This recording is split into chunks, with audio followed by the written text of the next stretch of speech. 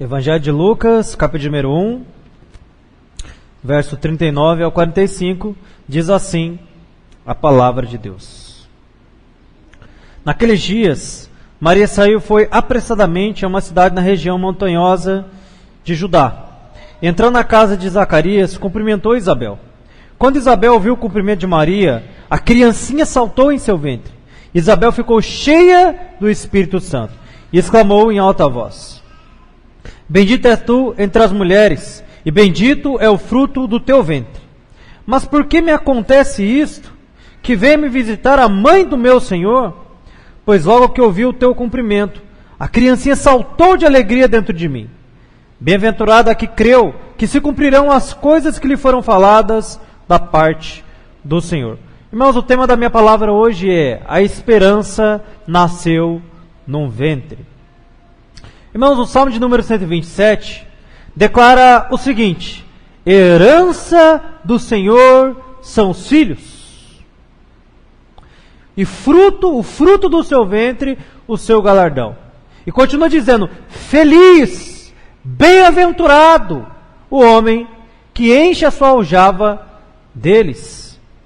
Ou seja, a Bíblia vai dizer que filhos são galardão, filhos são herança, filhos são força, filhos são alegria. O homem que é rodeado por crianças é um homem feliz, é um homem rico, é um homem que tem tudo. Pois afinal, né, irmãos, eu sempre vou pegar minha filhinha Aurora no berço, logo pela manhã quando ela acorda. Irmãos, quando eu chego lá, a primeira coisa que acontece quando eu olho para ela é me deparar com um baita sorriso.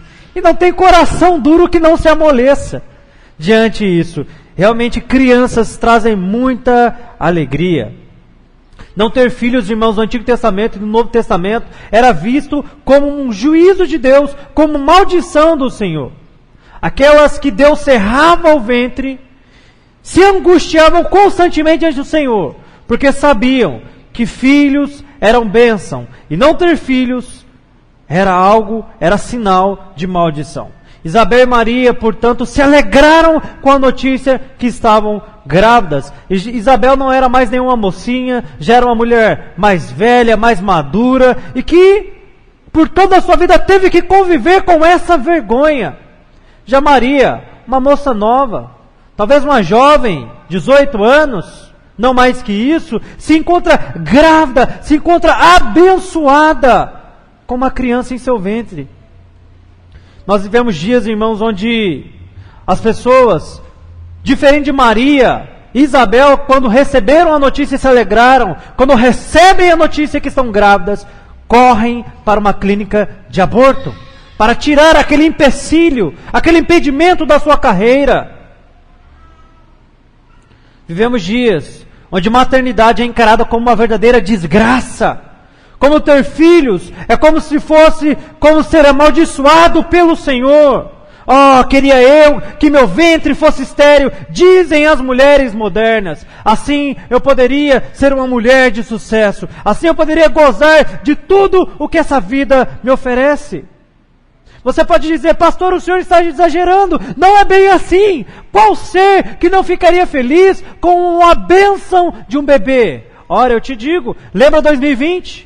Argentina, legalização do aborto, onde mulheres celebravam, onde mulheres pulavam, onde mulheres festejavam com esta lei abominável, onde um ser indefeso era morto e assassinado ainda no ventre. Mulheres choravam por ter esse direito.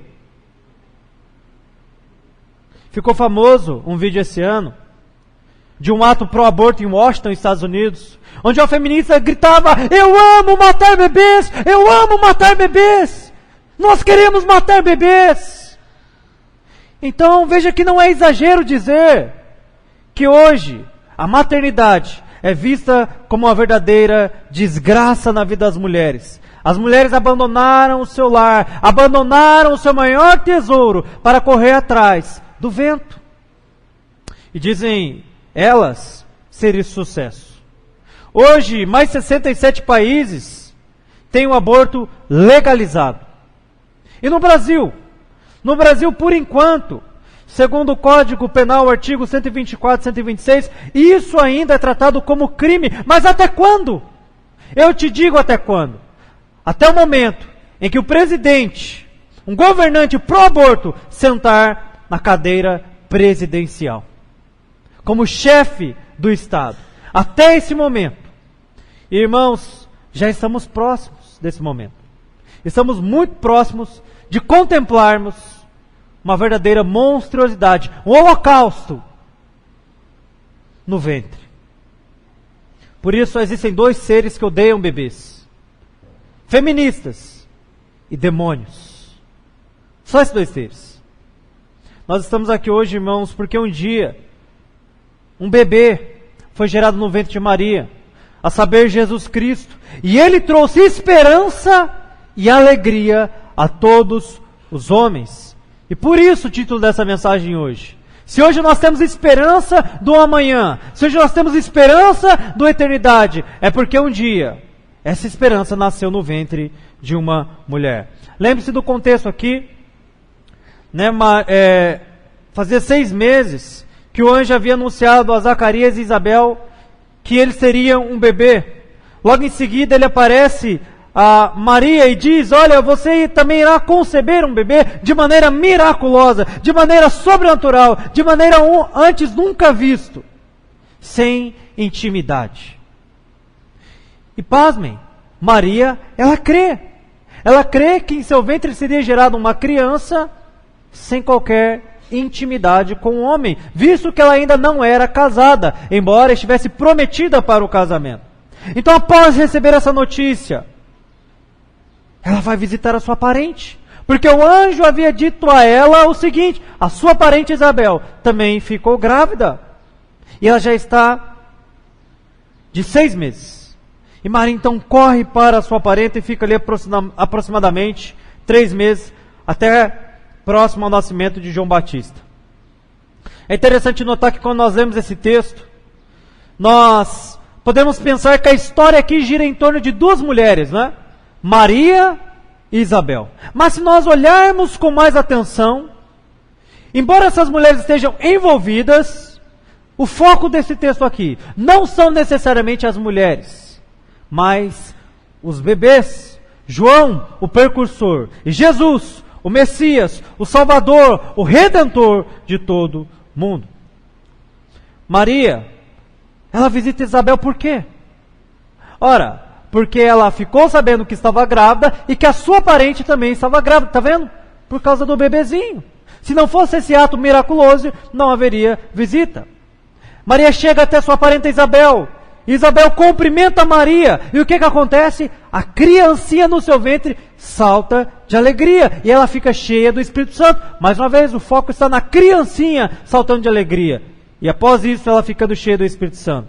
Isabel, ela vai falar a Maria. E ela diz: você é bendita entre as mulheres. Mas quando ela se refere ao bebezinho que estava no ventre de Maria, Jesus Cristo, ela diz: bendito é o fruto do teu ventre sobre todos os homens. Ou seja, tudo aqui gira em torno do bebê, das crianças. Por isso nós somos totalmente contra o aborto. Em qualquer hipótese. Em qualquer hipótese. Nós vamos ver que crianças, bebês, sejam quais os motivos a qual elas foram geradas, são bênção do Senhor e motivo de alegria. E nós temos nesse texto aqui 3 pessoas se alegrando: Maria, Isabel e João. Então, primeiro princípio: Jesus foi a alegria de Maria. Olha o que vai dizer em Lucas 1, verso 39 e 40. Naqueles dias, Maria saiu e foi apressadamente a uma cidade na região montanhosa de Judá. E entrando na casa de Zacarias, cumprimentou Isabel. Então o anjo anuncia aquilo a Maria. E ela fica extasiada. Ela é tomada por uma alegria. E isso a leva a percorrer quilômetros até a casa de sua parente. Porque aqueles dias haviam chegado. Que dias? Que dias gloriosos eram estes? Olha, os profetizados por Jeremias. Lá no capítulo 33, verso 14 e 15. Dias virão, diz o Senhor, e que cumprirei a boa promessa que fiz acerca da casa de Israel e da casa de Judá. Naqueles dias e naquele tempo farei brotar de Davi um renovo justo e executará a justiça e o direito na terra. Irmãos, os judeus aguardavam ansiosamente a manifestação do Salvador, do Redentor, do Filho de Deus, daqueles que traria libertação a eles. E havia se cumprido isso agora em Maria, havia chegado esses dias. Maria sabia que a história de Israel estava prestes para mudar e que ela havia sido escolhida para ser uma protagonista da grande salvação que chegara ao povo de Deus, ao povo de Israel. E é por isso que ela se dirige apressadamente até sua parente. Qual seria a lógica aqui? Mais óbvia. A lógica aqui seria Isabel visitar a mãe do seu Senhor, a mãe do Salvador. Mas Maria faz o contrário. Ela se dirige até sua parente Isabel. Talvez porque fosse mais jovem, talvez porque ela estivesse ainda com menos tempo de gestação. Seja qual for o motivo, isso nos dá uma grande lição. A lição de humildade. Maria poderia ficar estática, parada onde estava, esperando receber as visitas, os presentes, mas ela não faz isso. Ao receber aquela notícia, ela é tomada por uma alegria imensa que a leva a ir até sua parente para compartilhar da boa notícia. Cumpriu-se o dia profetizado. Eu sou protagonista, você protagonista. Deus nos escolheu para figurar isto. Isso é maravilhoso. É interessante que na Idade Média havia um ditado que perdura até os nossos dias, que é quando a rainha ela ficava grávida do rei, gerando assim o sucessor, ela era tratada de maneira mais delicada, de maneira mais cuidadosa. Afinal, o próximo rei estava no seu ventre. Então surgiu o famoso ditado: a rainha está assim porque ela está com o rei na barriga. E muitas vezes a rainha era até visto como alguém arrogante ou metida, por todo esse cuidado exacerbado. E isso perdura até hoje, né? Tem algumas pessoas que são muito prepotentes, muito altivas. O que você fala? Parece que está com o rei na barriga. Parece que se acha, né? Parece que acha que está acima de todos, de tudo. Mas veja que Maria, ela nos dá justamente essa lição de humildade, porque ela não estava apenas com o rei na barriga, ela estava com o rei dos reis. E ainda assim, ela se dirige à sua parente. Ainda assim, ela vai até aquela que o anjo havia anunciado, que também havia se operado um grande milagre. Lutero ele vai dizer o seguinte, que poderia se esperar que uma carruagem dourada e 4.000 cavalos acompanhassem, junto com uma corte festejante. Seria próprio que as próprias montanhas saltassem, dançassem e se curvassem diante aquela que carregava o Rei do Universo. Mas tudo que houve durante a caminhada de Maria até o seu destino foi silêncio. Um silêncio ensurdecedor. Não houve louros, não houve glória, não houve cortejo, não houve carruagens, não houve realeza. Nada. Silêncio. Nada mais que isso. Irmãos, não é assim também hoje? Não é assim que olham para a maternidade hoje? Com silêncio. E às vezes até com desprezo. 3 filhos, meu Deus do céu, Deus me livre. É assim que dizem. E quando você fala que quer ter mais, quantos ainda vão vir? Quantos Deus enviar? Misericórdia. Como é que você aguenta? Como é que eu aguento o meu filho? Como é que eu aguento conviver com o meu bebê? Irmãos, é assim hoje também. Não há festa no mundo quando alguém diz, estou esperando um bebê. Maternidade é algo desprezado. É tido como um empecilho. Tudo que você vai receber às vezes, ao engravidar, minha irmã, é isso. Um silêncio de todos os que estão ao seu derredor. Foi o que Maria recebeu. Você pode pensar que a caminhada de Maria é como se fosse daqui ali na esquina. 5 minutos, 10 minutos. Não. Maria, mesmo diante do silêncio de tudo ao seu derredor, ela caminha por alguns dias sob o perigo, castigada pelo tempo, pelo terreno acidentado, íngreme, e por uma distância de mais de 100 quilômetros. Uma caminhada solitária. Irmãos, imagine uma mulher grávida de dias, fazendo esse esforço, caminhando por estes terrenos, castigada pelo sol do dia e pelo frio da noite. Por que alguém faria isso? Seria ilógico.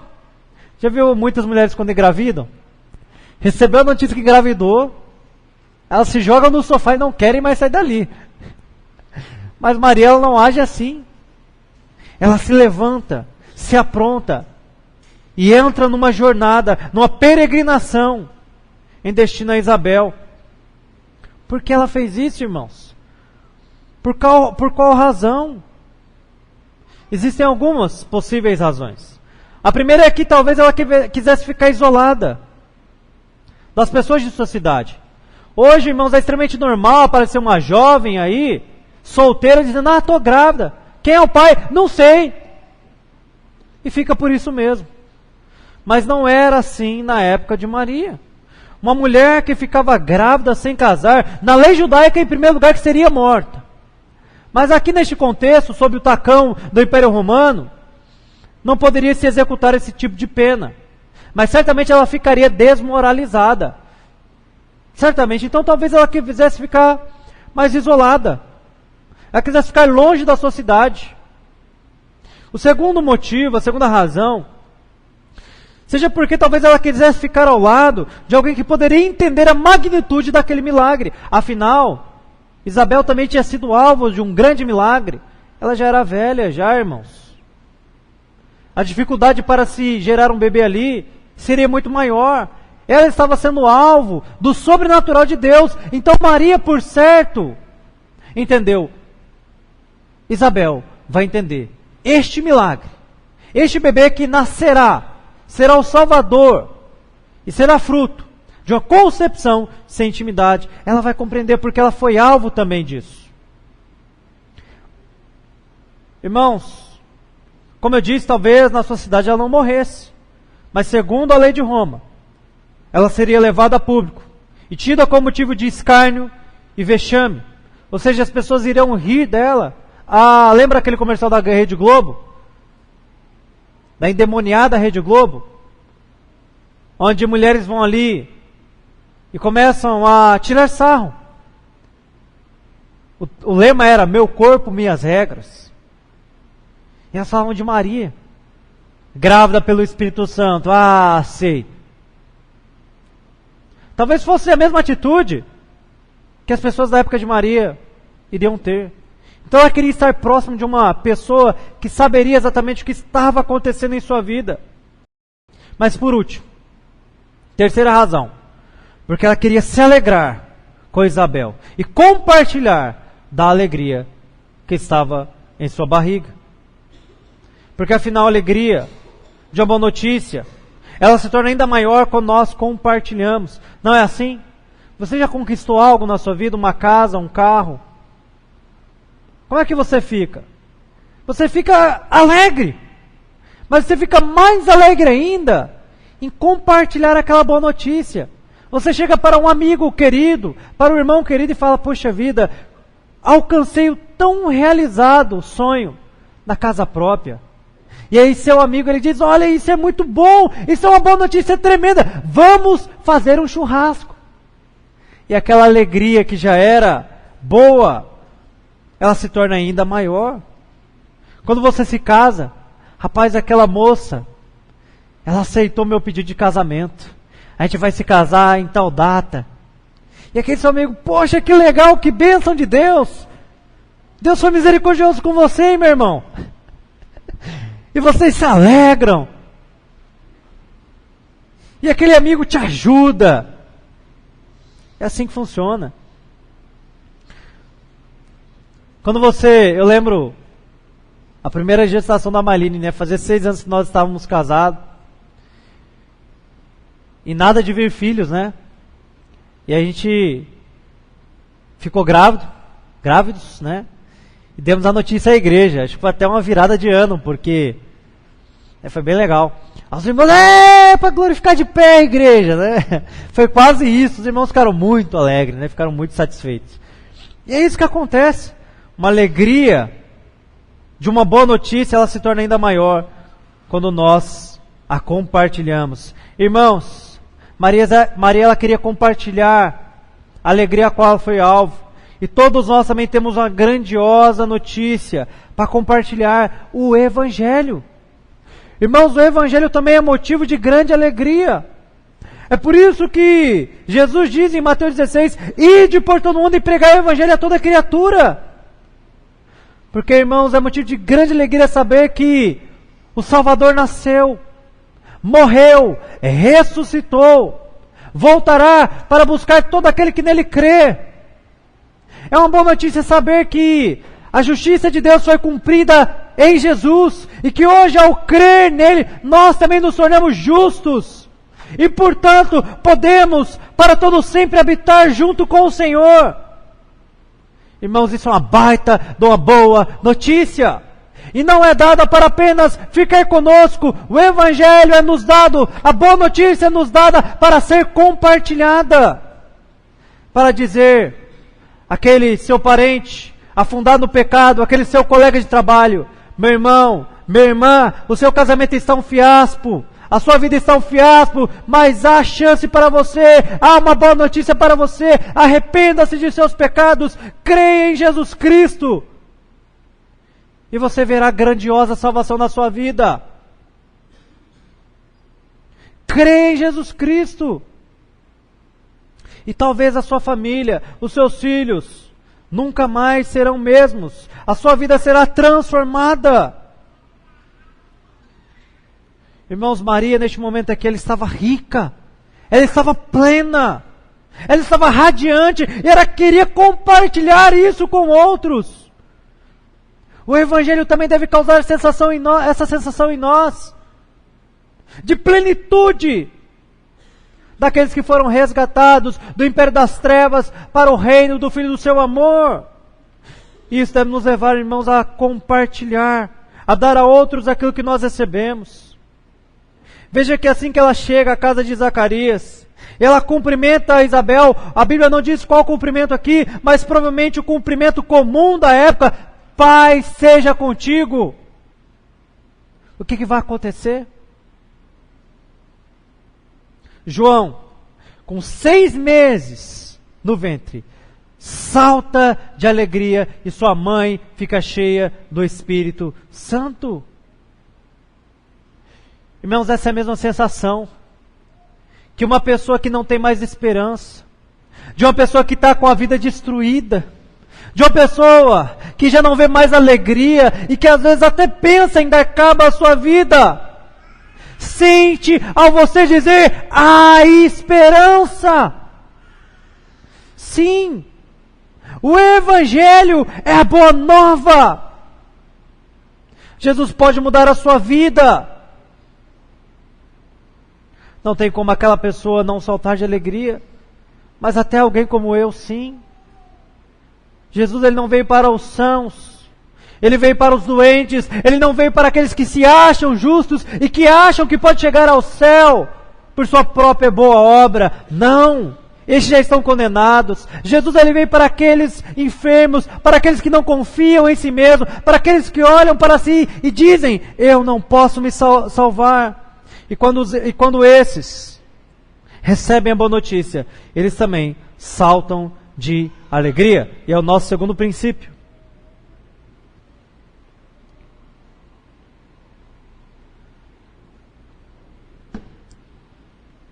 Jesus foi a alegria de João e Isabel. Olha o verso 41 a 44. Quando Isabel viu o cumprimento de Maria, a criança saltou em seu ventre, e Isabel ficou cheia do Espírito Santo, e exclamou em alta voz: bendita és tu entre as mulheres, e bendito é o fruto do teu ventre. Mas por que me acontece isso? Que venha me visitar a mãe do meu Senhor. Pois logo que ouvi o teu cumprimento, a criancinha saltou de alegria dentro de mim. Irmãos, um bebê de 6 meses salta de alegria. Isabel fica cheia do Espírito Santo. Você pode me dizer, pastor, um bebê de 6 meses se mexer é algo meio que normal. Seria estranho se não se mexesse. É verdade. Um bebê de 6 meses já começa a dar os primeiros chutinhos, cotoveladas, começa a querer se virar, entrar na posição. Isso é normal. Mas a Bíblia vai revelar algo extraordinário a respeito de João. Que ele e sua mãe ficam cheios do Espírito Santo de Deus. Ah, meu irmão, isso não é comum. Isso é algo extraordinário. Isso é algo sobrenatural. Mas por que isso aconteceu? Lembra o que o anjo havia dito lá em Lucas, capítulo número 1, verso 15, para Isabel? Porque ele será grande diante do Senhor, não beberá vinho, nem bebida forte, e será cheio do Espírito Santo desde o ventre materno. Neste momento estava se cumprindo aquilo que havia sido dito pelo anjo. Hernandes Dias Lopes, comentando esse texto, vai dizer o seguinte: mesmo antes do seu nascimento, João se alegrou em Jesus Cristo e fez o mesmo durante o seu ministério aqui na terra. Irmãos, João Batista, ele não fica em êxtase apenas aqui, quando o seu Salvador se aproxima dele, mas a sua vida foi uma vida de se alegrar em Jesus, uma vida guiada pelo Espírito Santo. Lembra lá em João 1:29? Quando ele avista João, ele diz: eis o Cordeiro de Deus que tira o pecado do mundo. Em João 3, 29 e 30, diz o seguinte, verso 29. João: a noiva pertence ao noivo, mas o amigo do noivo que está presente ouve, alegra-se muito com a voz do noivo. Assim se completa essa minha alegria, porque é necessário que ele cresça e eu diminua. João não apenas se alegrou no ventre, mas a sua vida foi uma vida que baseou-se em se alegrar plenamente em Jesus Cristo.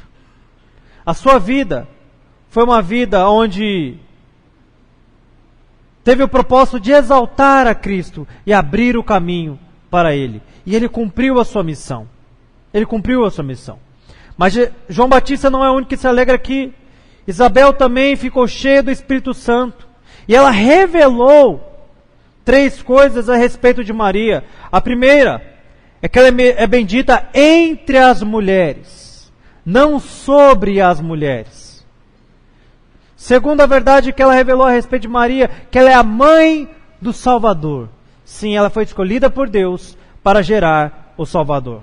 E terceiro, que ela é bem-aventurada, que ela é feliz, pela confiança que teve na palavra de Deus, pela confiança que teve na voz dita por aquele anjo sobre as promessas que se cumpririam na sua vida.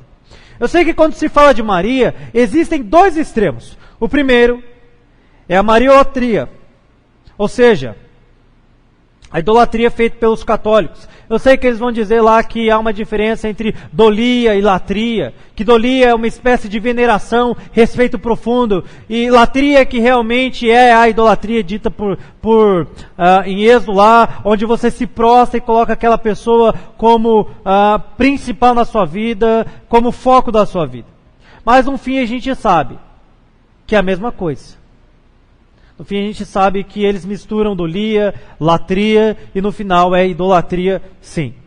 Então esse é o extremo, onde ela é colocada acima de todos, até a respeito de Jesus. A prova disso é que eles oram pedindo que ela interceda por eles.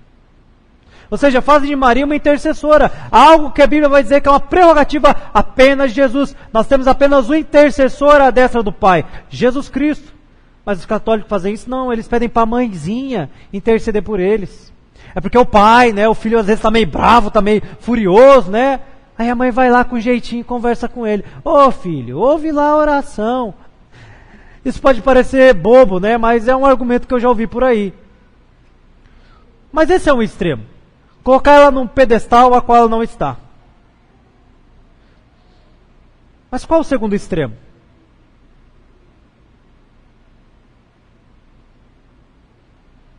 Então, o primeiro extremo, mariolatria. E só para complementar o que eu já disse aqui, você vê que nem Jesus, ele colocou a sua mãe, Maria, nessa posição. Lá em Lucas 11, vai surgir a primeira feminista, dizendo o seguinte, Lucas 11, 27 e 28.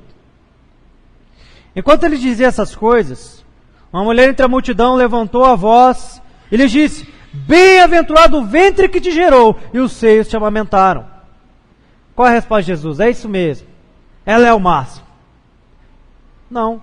Ele vai dizer o seguinte, mas ele respondeu: antes, bem-aventurados os que ouvem a palavra de Deus e a praticam. Então Jesus, embora ele amasse a sua mãe, ele não a colocou numa posição mais elevada que a dele. Em nenhum momento. Agora, se você quer cumprir o que Maria ordenou, e ela só ordenou uma coisa na Bíblia, que foi: fazei tudo o que ele ouvir, o que ele disser.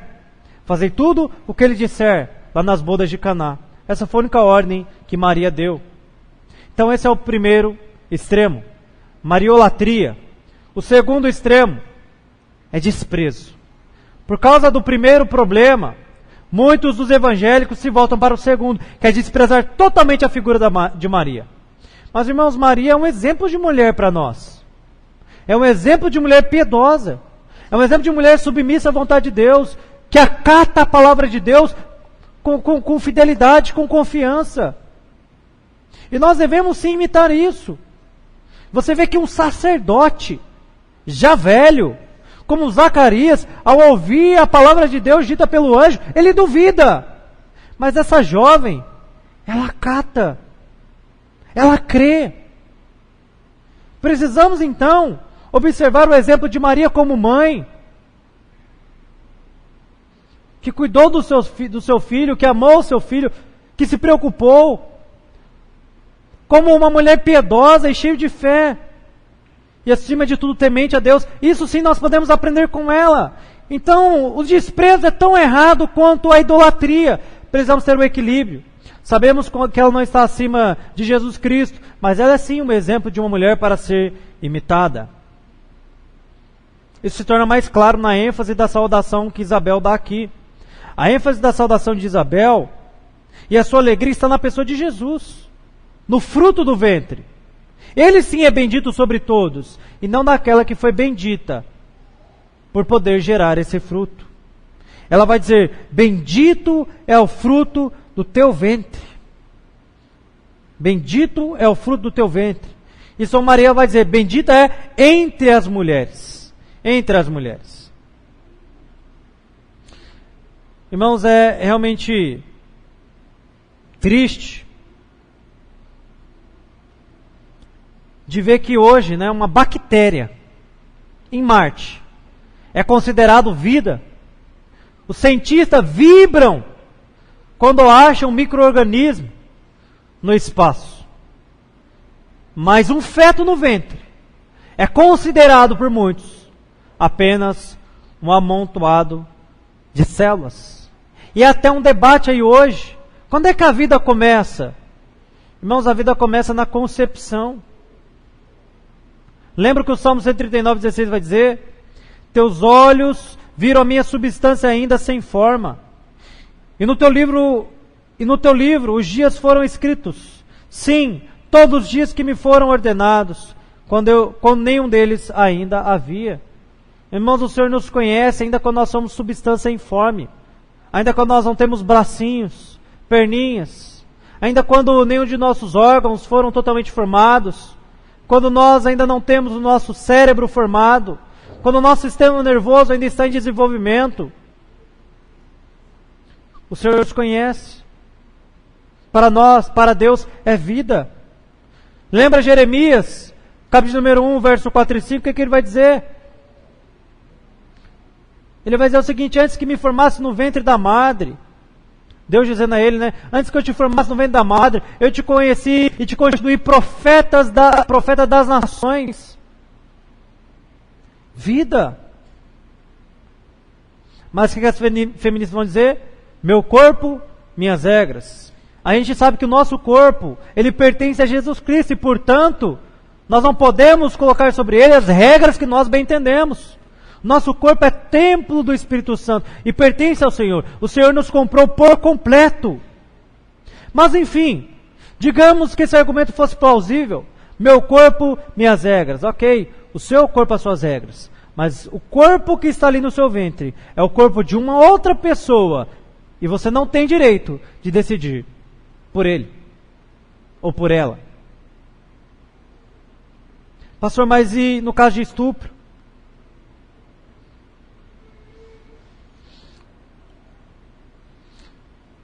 Irmãos, um crime justifica o outro?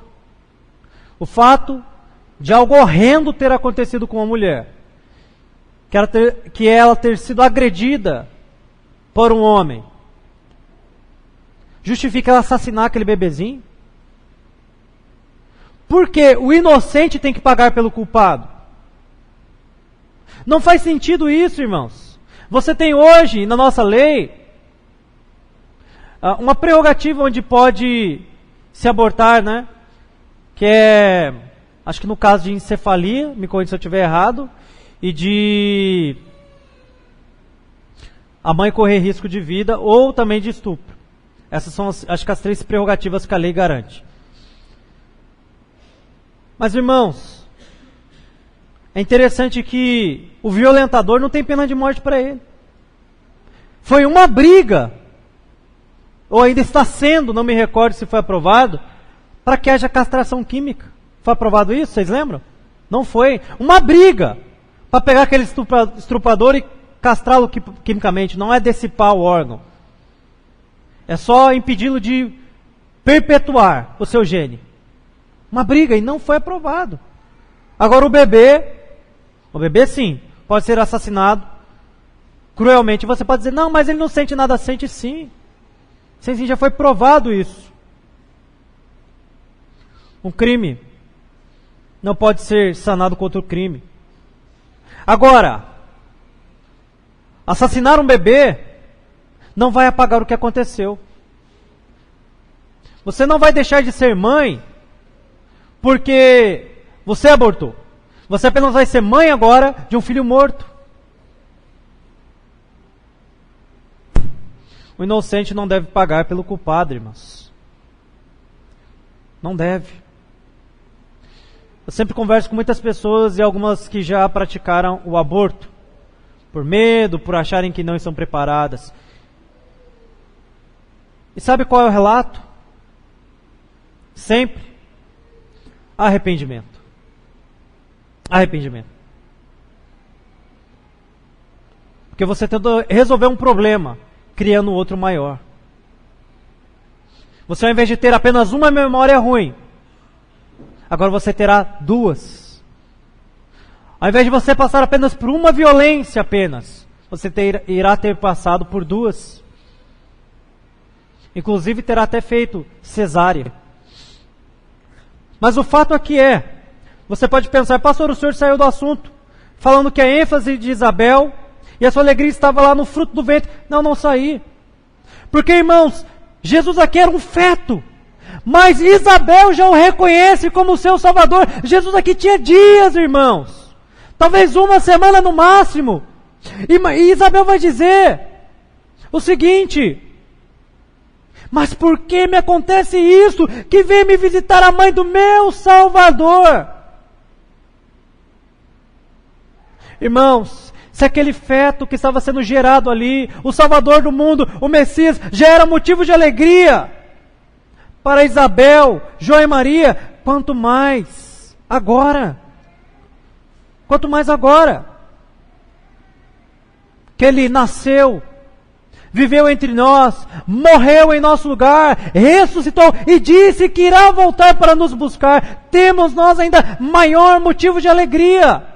O ponto é, Isabel reconheceu. O que muitos hoje não reconhecem. Isabel enxergou o óbvio. Que o feto é vida. E que este feto em específico era o Salvador do mundo. E o motivo da alegria, não só de sua mãe, mas também de seu filho que estava no seu ventre. E dela, Isabel. Eu vi um vídeo, algumas semanas, uma mulher dizendo o seguinte: eu não creio que Deus está acima de todos.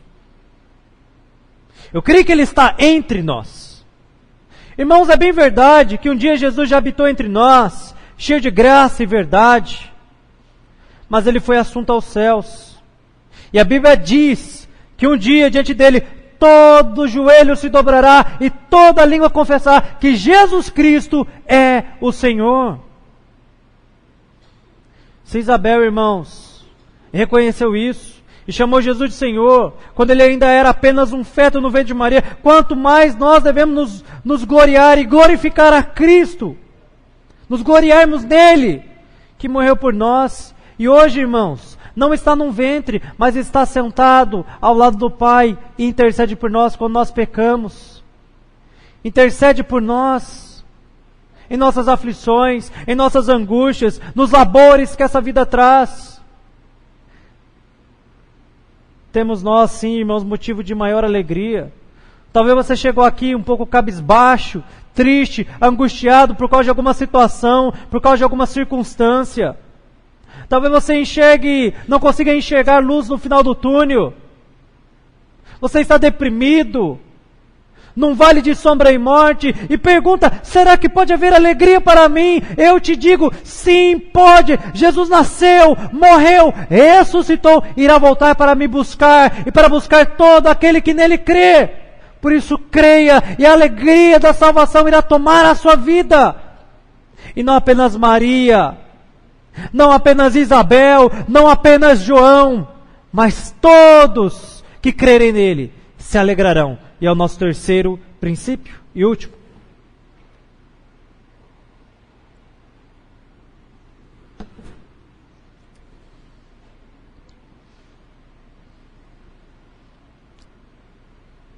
Terceiro princípio. Jesus é a alegria de todo aquele que crê. Jesus é a alegria de todo aquele que nele crer. Olha o que vai dizer Lucas 1, último verso, o verso 45. Bem-aventurada que creu que se cumprirão as coisas que lhe foram faladas da parte do Senhor. Irmãos, talvez o que estava na memória de Isabel ao dizer isso aqui fosse a figura do seu marido, Zacarias. Afinal, naquele exato momento, o seu marido se encontrava mudo, se comunicando através de sinais, gestos, gesticulações. Isso foi a punição por causa de sua incredulidade. Porque quando o anjo anunciou que se cumpriria em sua vida, ele desacreditou. Mas Maria, por outro lado, quando o anjo lhe anuncia o que haveria de acontecer, ela crê, ela acredita, ela coloca a sua fé. E você pode perguntar: poxa, mas Maria indagou, como é que isso vai acontecer? Se eu não estou casada, se eu nunca conheci nenhum homem intimamente. E ali não é que ela estava duvidando, ela havia crido, e agora ela queria entender como é que, e ela estava disposta, submissa a essa vontade. Ela só queria entender como é que isso se daria. E aí o anjo vai explicar. Não é o caso de Zacarias. Zacarias, ele faz uma espécie, por que não dizer, de zombaria. Como assim? Eu sou velho, minha esposa também já é velha. Que papo é esse? É interessante que Zacarias era um sacerdote, conhecia a história de Israel, conhecia o que já havia acontecido com Abraão e Sara, os pais da fé. Mas ainda assim duvidou. Maria, ela crê. E é por isso que Isabel vai dizer: tu és bem-aventurada, tu és feliz, porque você creu, você acreditou nas palavras que foram faladas por um anjo? Não, o anjo era apenas um mensageiro. Foi o Senhor que estava falando contigo.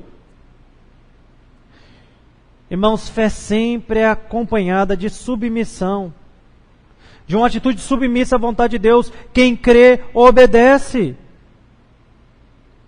Quem crê, obedece. Aqueles que realmente têm fé, eles já entenderam que seja qual for a circunstância, a vontade de Deus sempre é boa, agradável e perfeita, mesmo quando nós não entendemos completamente. E é somente nela que nós podemos encontrar satisfação e alegria. É por isso que o ímpio é insatisfeito. O ímpio ele não consegue encontrar alegria plena. O ímpio ele acha que a sua falta de alegria, o vazio interior que ele sente, é porque ele não tem algumas coisas. É porque às vezes ele não tem o carro do ano que ele gostaria. É porque ele não tem a casa que ele almejava. O trabalho, porque não foi promovido, porque não viajou o suficiente, ou provou de finas iguarias ao decorrer o mundo. Mas não. O problema do ímpio é que ele não tem Jesus. Alegria não é uma coisa, alegria é uma pessoa, a pessoa de Jesus Cristo. Aqueles que têm Jesus Cristo gozam de alegria, aqueles que não têm, de tormento e tristeza. Um grande teólogo disse: o homem, ele tem um vazio dentro de si, um buraco dentro de si, que é do tamanho de Deus. Somente quando esse buraco é preenchido por Deus, é onde ele pode encontrar plena alegria e satisfação, de forma que ele poderá declarar como Paulo: eu aprendi a estar satisfeito ou contente em toda e qualquer situação. Isto é, se tem picanha na mesa, ele consegue se alegrar, mas se tem um ovo frito, ele se alegra, e se não tem nada, ele se alegra e bendiz o nome do Senhor, pois ele tem tudo. Há um adágio que diz que o muito sem Deus é nada, e o nada com Deus é tudo. Irmão, Jesus é tudo o que precisamos. Jesus é tudo o que temos. É por isso que nós devemos nos apegar a Ele. Os seus bens são passageiros, você pode perdê-los assim. O seu dinheiro, a sua beleza, a sua fama, a sua família, os seus filhos. Tudo pode desaparecer em um estralar de dedos. Mas Jesus, não. Ele estará sempre conosco. É por isso que devemos nos apegar a Ele de mente, coração, alma. Pois nele há plena satisfação. Quando nós folheamos um pouco a nossa Bíblia e vamos para Lucas, capítulo número 2, verso 10, nós temos o anjo fazendo esse anúncio. Mas o anjo lhes disse: não temais, porque vos trago novas de grande alegria para com todo o povo. Jesus não foi apenas a alegria de Maria, Isabel e João, mas Ele pode ser a sua alegria, se você crer hoje nele. Pois Ele é uma boa nova, que traz grande alegria, grande satisfação. E todo aquele que nele crê, pode também ser chamado de bem-aventurado, de feliz. De feliz.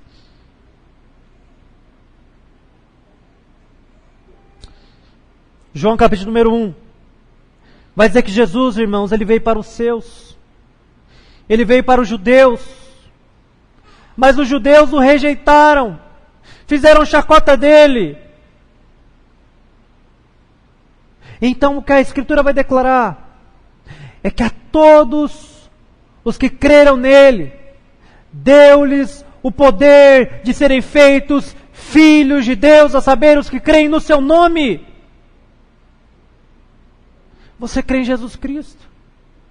Você foi feito filho de Deus, e não há alegria maior do que esta. Não há nada que possa substituir isso. E enquanto você não encontrá-lo, você vagará na procura de preenchimento para este vazio latente de sua alma. somente aqueles que foram feitos filhos de Deus podem, como João Batista naquele ventre, saltar de alegria. Podem festejar a volta de Jesus, porque ele já veio uma vez e voltará uma segunda vez como prometeu. Será marcada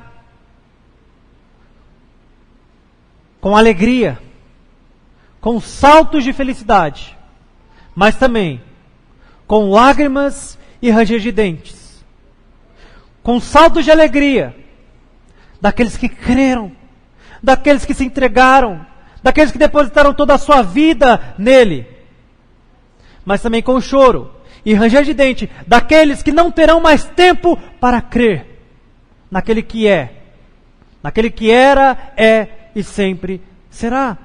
Portanto, que você possa ter a mesma atitude de Abacuque.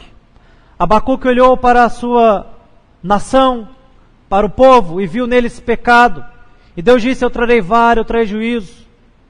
Eu os destruirei, mas não por completo, eu preservarei ali um remanescente.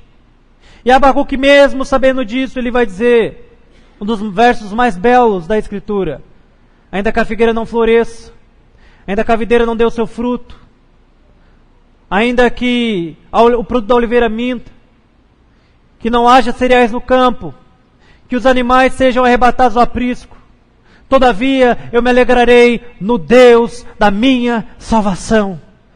Sim, todos aqueles que depositam a sua fé em Deus podem dizer como Abacuque: todavia me alegrarei no Deus da minha salvação. Eu quero me alegrar todos os dias da minha vida no Deus da minha salvação, em Jesus Cristo, meu Senhor. Quantos mais o querem? Fique de pé e vamos orar.